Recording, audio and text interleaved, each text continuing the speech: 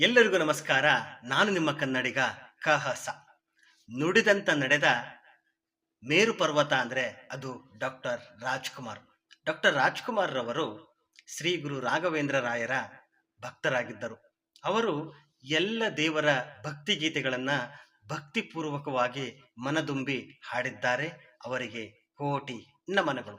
ಅವರು ದೇವಸ್ಥಾನಕ್ಕೆ ಹೋದಾಗ ಮಂಗಳಾರತಿ ತಟ್ಟೆಗೆ ಕಾಣಿಕೆಯನ್ನ ಮತ್ತು ಹಣವನ್ನ ಹಾಕುತ್ತಿದ್ದರು. ಆದರೆ ದೇವರ ಹುಂಡಿಗೆ ಅವರು ಹಣವನ್ನ ಹಾಕುತ್ತಿರಲಿಲ್ಲ. ಇದನ್ನು ನೋಡಿದ ಆಪ್ತರೊಬ್ಬರು ಅವರನ್ನ ಪ್ರಶ್ನಿಸಿದಾಗ ಅವರು ನೀಡಿದ ಉತ್ತರ ಹೀಗಿತ್ತು: ನಾವು ಮಂಗಳಾರತಿ ತಟ್ಟೆಗೆ ಹಣವನ್ನ ಹಾಕಿದರೆ ಕೆಲವೊಂದು ಕುಟುಂಬಗಳ ಜೀವನ ನಿರ್ವಹಣೆಯಾಗುತ್ತದೆ. ಆದರೆ ಇನ್ನೊಂದು ವಿಷಯ ಏನಂದ್ರೆ, ನಾನು ದೇವರ ಹುಂಡಿಗೆ ಹಣವನ್ನ ಹಾಕುವುದಿಲ್ಲ.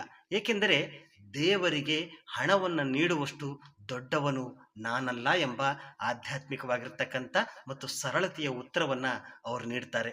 ಆದ್ದರಿಂದ ಅವರ ಬದುಕು, ಅವರ ನಡೆನುಡಿಗಳು, ಅವರ ಜೀವನ ನಮಗೆಲ್ಲರಿಗೂ ಆದರ್ಶವಾಗಲಿ. ನಾವೆಲ್ಲರೂ ಅದನ್ನ ಪಾಲಿಸುತ್ತಾ ಅವರನ್ನು ಗೌರವಿಸುತ್ತಾ ಮುಂದೆ ಸಾಗುವ ಪ್ರಯತ್ನವನ್ನ ಮಾಡೋಣ.